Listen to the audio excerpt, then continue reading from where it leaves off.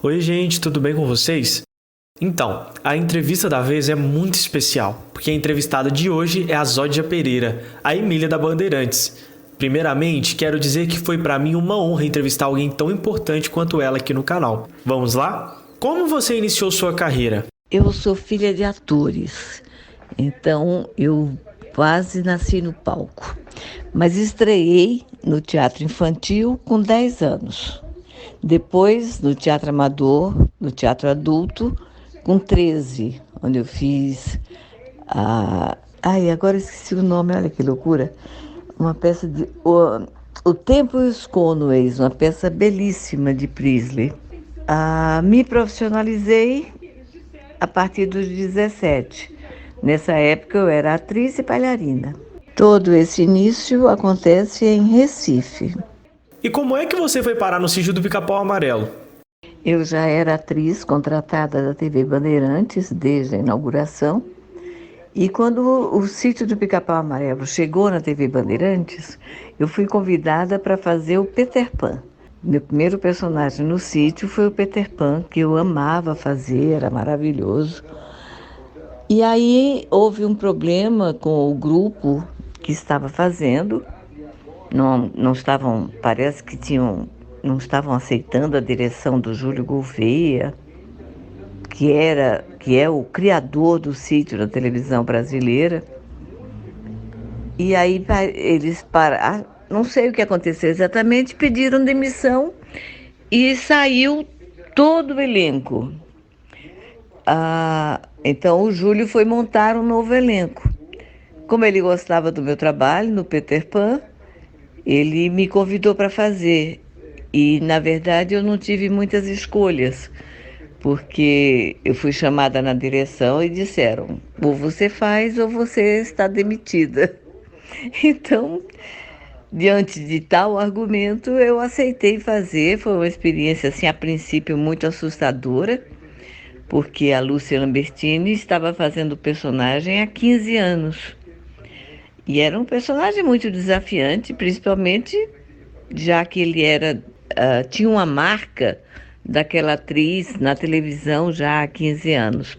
Por isso, a Tatiana pensou em trocar a imagem da Emília.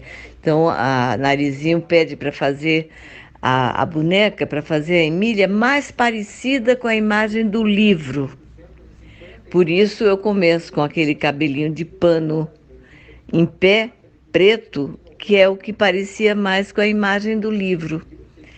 Mas ou por hábito da imagem da trancinha, ou parece que a imagem de cabelinho curto era um pouco mais agressiva. E como a Emília era muito agressiva, nós resolvemos jogá-la no rio de novo e refazer o cabelinho para ela ficar mais suave, ficar mais leve. Foi assim. Na época, o programa estreou com o elenco clássico da TV Tupi e logo depois entrou a sua turma de elenco. Houve comparação entre você e a Lúcia Lambertini? É claro que houve. Inclusive, eu era assistente de produção do Júlio Gouveia e ah, atendi muitos telefonemas de mães que se sentiram, acharam que tinham roubado as suas bonecas, porque essas mães faziam os filhos assistirem o sítio porque elas curtiam a boneca delas e de repente trocaram a boneca delas. Mas aos poucos o público foi aceitando, as crianças curtiam muito, adoravam o programa, e aí a gente foi superando isso com o tempo. Qual dos dois visuais de Emília você gostava mais? Eu gosto dos dois. A primeira era muito parecida com a do livro, que eu acho que essa devia ser a ideia, né? Mais próxima do livro, porque a gente buscava estar bem próximo do que o Lobato queria. Agora, a segunda ficava mais engraçadinha, talvez fotografasse melhor, não sei. Para mim, as duas eram bonitinhas. Qual era a sua relação com o elenco? Tinha alguém que você tinha mais contato? Nós gravávamos diariamente. Então, A gente terminou se tornando um grupo muito próximo. A gente fazia quase tudo junto. Nós éramos quase todos da mesma idade, tirando a tia Anastácia e a dona Benta. O resto eram todos da mesma faixa etária. Então a gente foi se tornando muito próximo. Foi um ano em que aquelas pessoas eram uma família, de fato. Você também chegou a fazer papéis de cara limpa no sítio. Se lembra deles? Quase no fim do ano, o Júlio resolveu fazer uma proposta diferente. Então, como o sítio começava, o programa começava numa biblioteca, com o Júlio fazendo de conta que era o Lobato, pegando o livro e contando histórias, e a partir dali a Emília desenvolvia as histórias, ele começou a contar contos diferentes. A Emília pedia uma coisa, ele abria um livro e começava a contar um conto, por exemplo, Heidi. E aí, imediatamente começava a aparecer a história de Heidi e a Emília passava a ser um personagem dessa história. Por exemplo, no caso de Heidi, eu fazia a tia má da Heidi, né? O Everton fazia o pastor.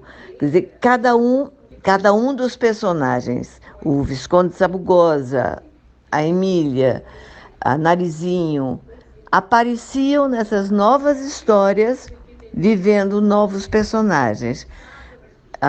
Algumas histórias, por exemplo, o Peru de Natal, por exemplo, que era um conto do Ricardo Gouveia, só participou eu e o Everton.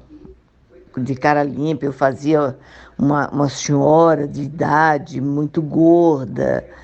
Eu tive que vestir um corpo de espuma para poder dar aquele peso no personagem.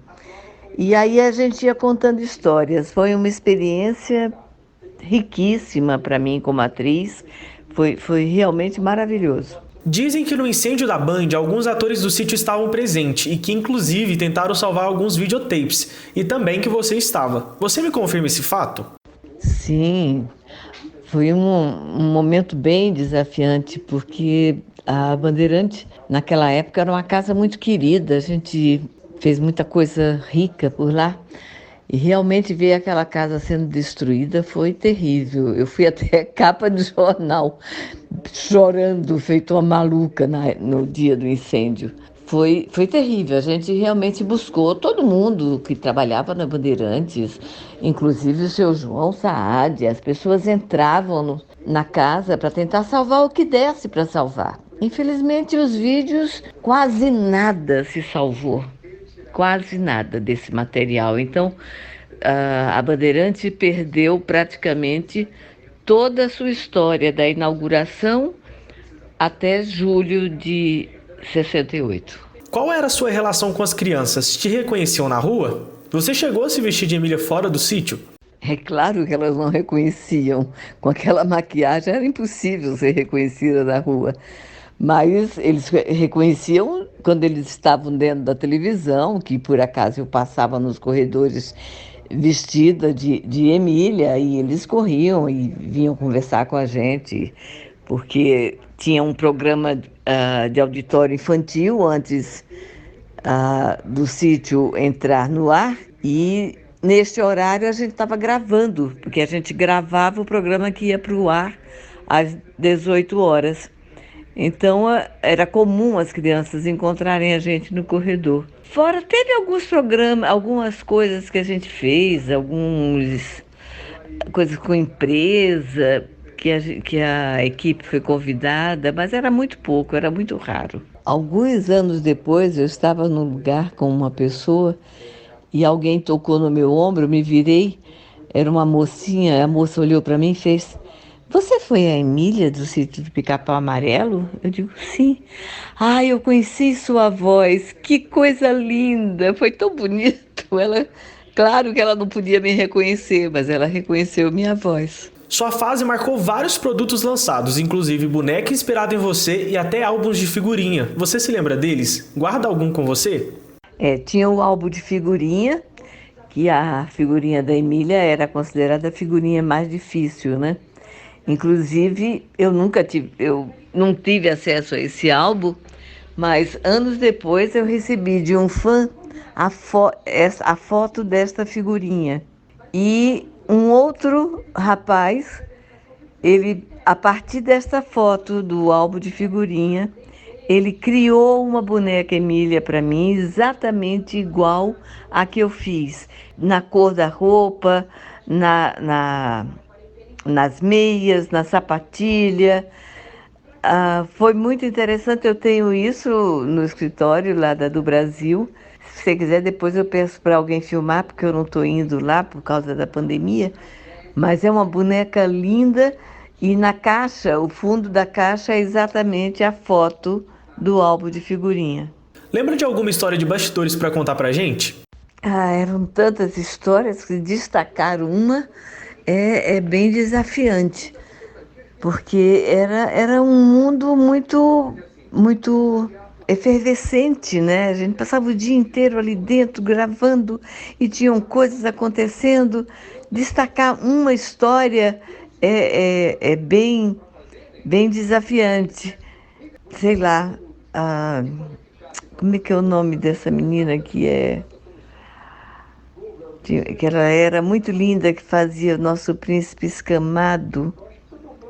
Eu não, tem um programa de televisão hoje. Hoje ela é uma senhora, mas ela era uma menininha linda. Ela tinha 12 anos, 13 anos. Ela era uma gracinha.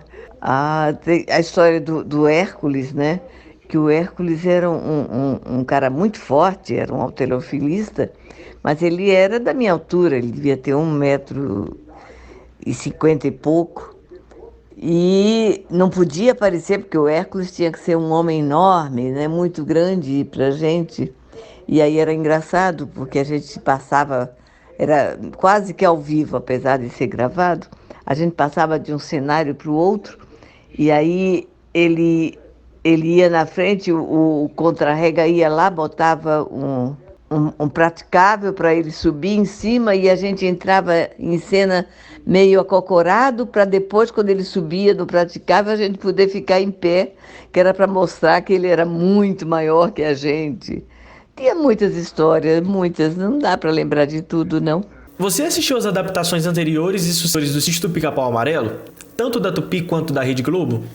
Não, eu nunca tinha visto o Sítio do Pica-Pau Amarelo antes de conhecê-lo na TV Bandeirantes. Não tinha a menor ideia do programa, não sabia de nada mesmo, absolutamente nada.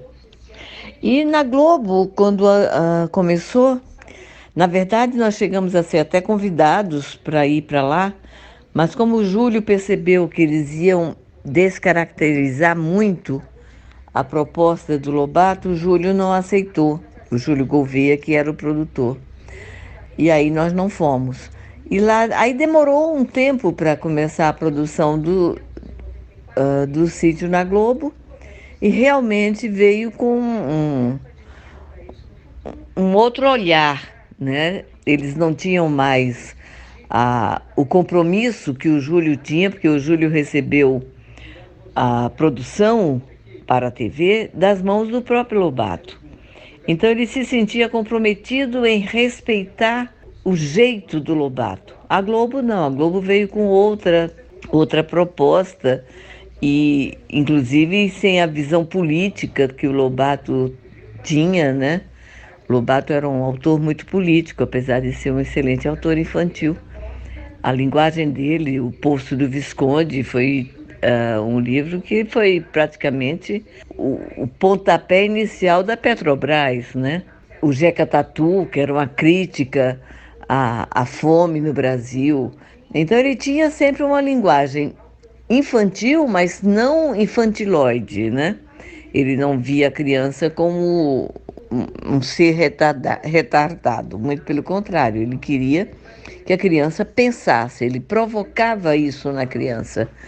E a Globo não, a Globo entrou com um programa infantil. E aí a gente viu que realmente foi um bom negócio não ter ido. E de todas as Emílias da Globo, eu acho que só teve uma que verdadeiramente encarnou a Emília, que foi a última, a Isabelle, acho que é isso, né? o nome dela. Uma menina, é uma grande atriz, eu tenho visto hoje ela fazendo muita coisa, ela é muito boa atriz, mas fez uma Emília realmente lobatiana, maravilhosa. Como foi se despedir da personagem Emília? Como tudo acabou? Acaba como tudo que acaba na televisão. Chega um dia que não adianta mais. O Júlio estava muito desgostoso, ele não se sentia muito bem amparado em termos de produção, a Bandeirante não apoiava. E aí o Júlio resolveu parar. Foi ele que parou. Eu continuei trabalhando na TV Bandeirantes e personagem é assim, a gente vai viver outros personagens. Se bem que para se libertar de uma Emília precisa de um longo tempo. Interessante você citar que é difícil desgarrar do personagem da Emília, porque aconteceu aqui no Brasil 2 casos parecidos. Com a primeira e com a segunda Emília dos anos 70 da Globo. Uma até surtou e foi morar fora. É natural, porque a Emília é um personagem muito forte. E quando você realmente deixa ela ser parte de você, ou você é parte dela, ela vai tomando conta porque ela tem muito a ver com algumas personalidades. Comigo, a gente era muito parecida, a gente tem umas coisas muito críticas, né? Eu sou muito crítica, eu sou muito assertiva. E aí as pessoas confundem, né? Você com o personagem e você também fica um pouco confusa.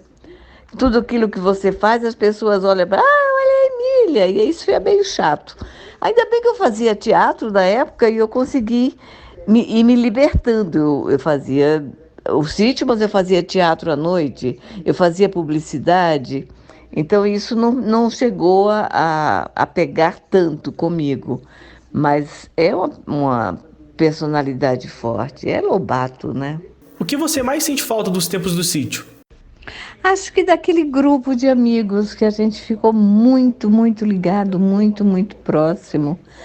E aquilo era muito gostoso. Para onde a gente ia junto. Era uma ganguezinha, uma turma muito boa, muito amiga, muito ligada, muito preocupada um com o outro. E aos poucos isso também foi se diluindo. Cada um foi para um lado, para o outro, e a gente foi seguindo os nossos caminhos. Como tudo na vida. Dos trabalhos que você fez atuando, tem algum que você lembra e guarda com mais carinho? Na televisão não, fiz muita coisa, mas foi nada que me pegasse forte. Talvez a estreia na TV Bandeirantes, que a gente fez Os Miseráveis, de Victor Hugo, que era uma novela belíssima. Mas no teatro, sim, no teatro eu fiz um espetáculo que ficamos mais de um ano em cartaz, o Teatro de Cordel, que era maravilhoso. Nós éramos só 7 atores, cada ator fazia uma média de 12, 15 personagens no espetáculo. E foi um espetáculo que ficou assim bem famoso na época no Teatro de São Paulo. Foi bem bom fazer. Fiz o primeiro infantil do SESI, que era lá na Rua Três Rios, no Teatro Taíbe, que era aprendiz de feiticeiro. Eu era a única personagem feminina e era um personagem muito gostoso também, muito importante, muito rico. Eu gostava muito de fazer também. Como começou o trabalho de dubladora? Eu começo efetivamente a dublar em 1978, mais ou menos, quando começa a cair muito e praticamente fechou a TV Tupi em São Paulo. E eu era atriz, tinha 2 filhos, e aí comecei a fazer um monte de coisa. Fui vendedora de livros, de enciclopédia, fui vendedora de aparelho de ozônio. Fiz um monte de coisa que eu precisava me virar para trabalhar e aí terminei caindo na dublagem, que era o único trabalho de atriz que eu conseguiria fazer sem deixar tanto as crianças sozinhas, né? Assim, porque o teatro me exigia muito. E aí não tinha televisão. Então eu comecei a fazer dublagem assim. Não foi uma escolha, não era uma coisa que eu queria, mas foi uma coisa que eu fui me adaptando e terminei gostando. O que faz atualmente?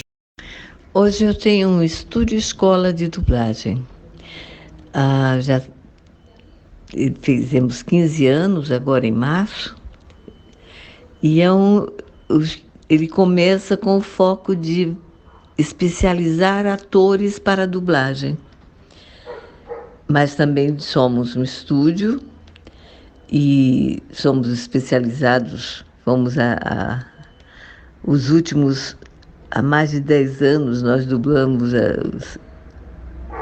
os Cavaleiros do Zodíaco, fizemos Game of Thrones. Temos um renome em São Paulo, que é o do Brasil Central de Dublagem. Zódia, fiquei muito feliz e satisfeito com a nossa entrevista. Desculpa qualquer coisa, se eu falei alguma coisa errado ou se não foi tão legal. Desculpa, fiquei muito feliz e muito honrado com a nossa entrevista. Muito obrigado. Imagina, querido, você não fez nada de errado, fez tudo certinho, bonitinho. Eu gosto muito de falar sobre o sítio. Eu acho que o sítio da TV Bandeirantes ele tem uma importância histórica, de verdade. Não foi apenas um programa infantil. Havia posicionamentos na época. Nós estávamos em plena ditadura. Foi exatamente no ano de 1968, que foi o ano mais trágico da ditadura, um dos mais fortes. E o sítio tinha uma presença histórica, política muito importante nesta época. Então, eu tenho muito prazer em ter escrito essa história. E é curioso isso que você está dizendo, porque o menino que fez a minha Emília, que fez a minha boneca, ele também nunca viu o sítio e ele é apaixonado por esse sítio que ele nunca viu, assim como você. Eu acho isso muito curioso, porque inclusive vocês não existe nenhum material que possa suprir essa saudade que vocês têm de uma coisa que vocês não conheceram. Eu acho isso incrível.